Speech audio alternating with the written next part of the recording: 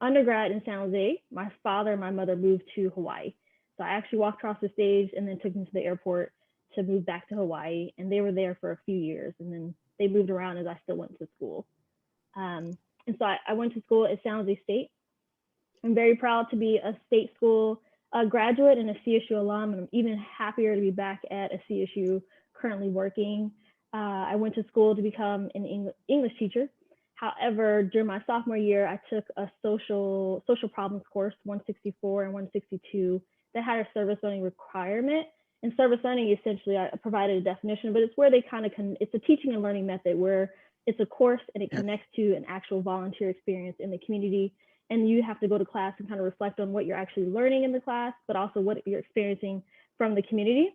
And for me at that time, was focusing on homelessness, poverty and homelessness, because I have family that's in Section 8. I have no poverty, but I didn't really see homelessness until I was walking across campus, and a few of my classmates were laughing at the homeless people as they were walking across campus. And for me, it was just like, this is not a joke. These are people's lives. There's so many other factors and reasons as to why they could be living this way and why they don't have access to social resources and services. And so just by chance, one of my final courses before I started doing my major courses was to take an elective course in sociology. And let me tell you, it changed my whole outlook. I, plan to go back to Barstow and become a K through 12 or a high school English teacher, and that was going to be a great life for me.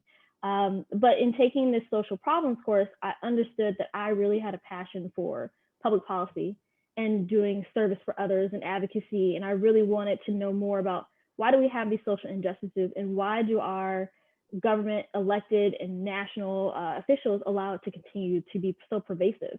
And then if you know where San Jose is, you know that it's in Silicon Valley, which Yes. is the tech bubble. There's money flowing out of your ears. There's Facebook, there's eBay, there's Google, there's all these big tech companies that I still don't realize even to this day why there's so much poverty in Silicon Valley.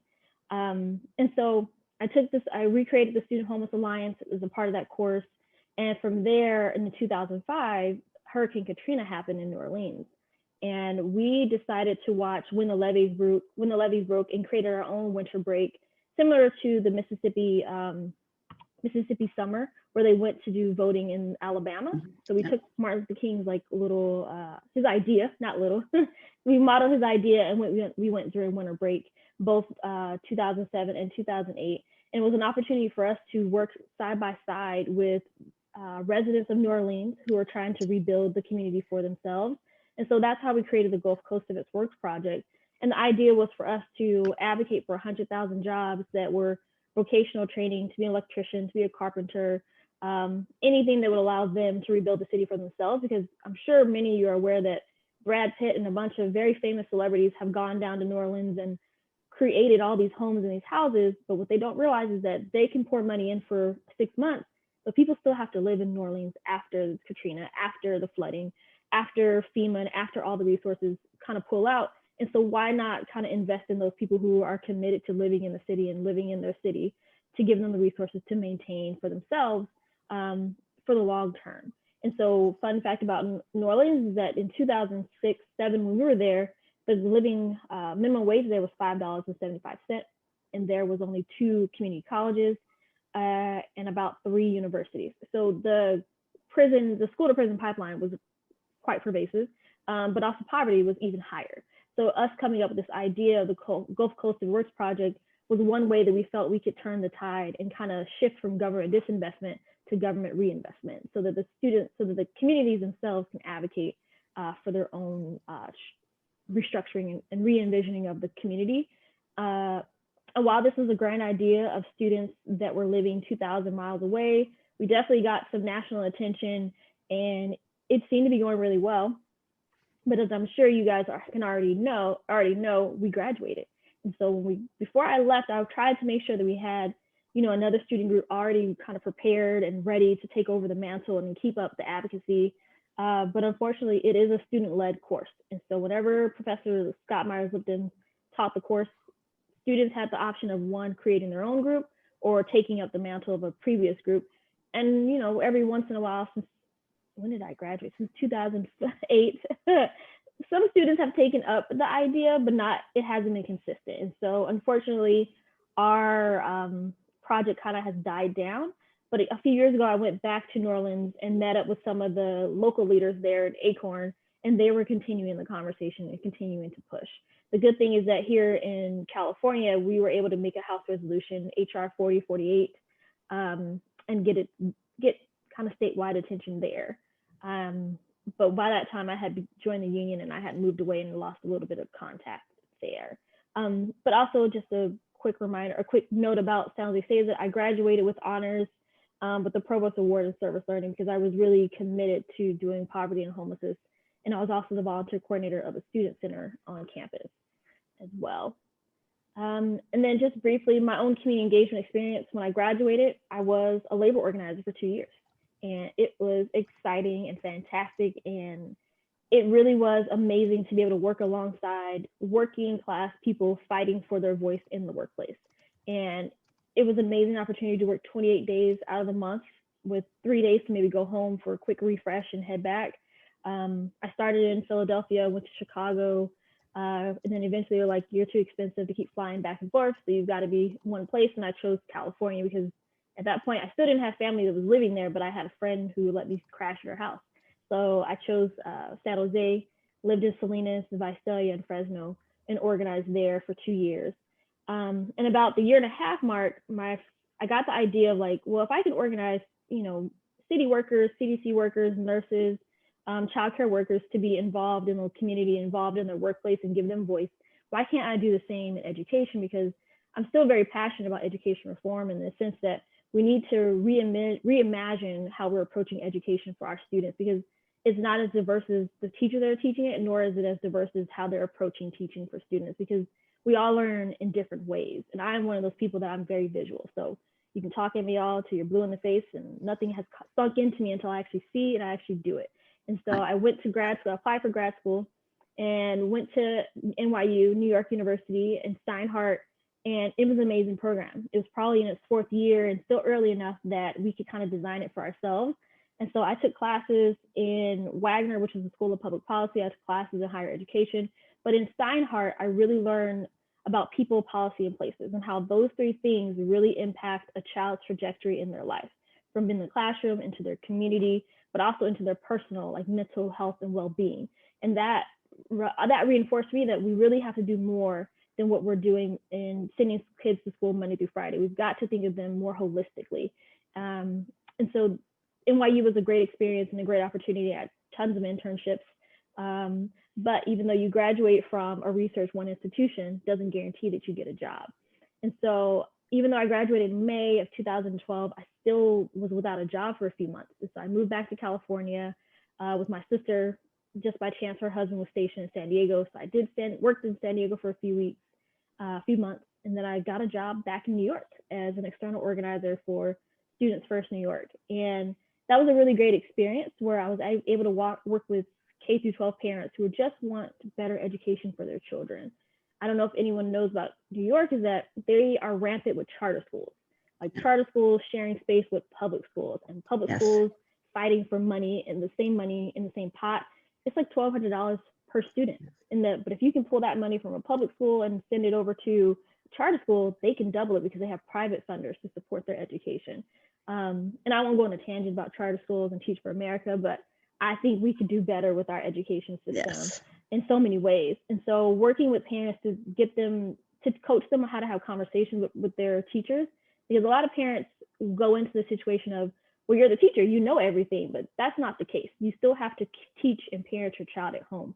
So kind of working with them as an organizer of like, here's how you can co-teach your child with the parent, and here's how you can approach the school, because if you're not an active parent, then they don't see you as invested in the child's experience. And so when you do get upset only when bad things happen, it's not going to give you the responses or results you want, and you're not necessarily supporting your child's educational advancement. So I really enjoyed being an external organizer. But in one of the questions that Norland asked me is like, what were some of my barriers? My supervisor for this organization cussed us out every Friday in an open meeting. And at that point, my dad was having his second open heart surgery, and I knew that I didn't want that kind of experience in my life or that kind of pressure. So I decided to apply for a higher education position. yeah, it just wasn't the greatest. It was a good professional experience, but personally, she wasn't the greatest of supervisors. And so I applied for a position at the City College of New York and was the Partners for Change coordinator, program coordinator. And I love this because it brought me back to doing community organizing and service learning and community-based, getting students back in the community. And so essentially it was a one-year fellowship where students were taking a once-a-month seminar with a nonprofit leader, and then they had to do a monthly seminar with myself.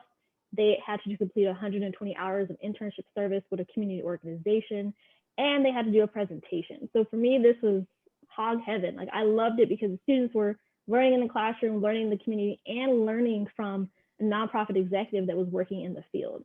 And they also got credit. And the cool thing is that City College of New York is like the public school sister of NYU. And so the students' tuition was probably like $5,000, but we also paid them $5,000 to be in our program. So they really didn't have to worry about working and going to school at the same time. So their focus truly was on this investment of a year-long experience, and they got credit for it. It was amazing. And this was also my first time taking students on an international service trip to the Dominican Republic, where we worked on maternal and infant child care and the sense of colorism. Because during that time in the Dominican Republic, they were kicking out all Haitians that didn't have Haitian birth certificates or Dominican birth certificates, and they were actually just pushing them across the border because Dominican Republic and Haiti have the same border, and essentially it just became a really big crisis. And one thing, we had an incident there where a doctor, our translator, was translating for us because we're speaking English, and he patted her on the head of like, "That's good for you, go on." And at that point, I had to step up as a leader and say, "All right, we're done. The trip is over. We're heading back to our hotel." Because we didn't come here to be discredited or discounted, because one, we are an all-female group, and I understand that you prefer lighter-skinned people over me being the darker-skinned facilitator, but I am the person who oversaw the $12,000 to make this investment for us to fly overseas to be here in this space with you, but you won't disrespect us. And so that was probably 4 days into our trip, so it wasn't a grand stand, but I knew at that moment I had to step up and protect her because this is her home country, but it doesn't mean that he can cross the line in that sense.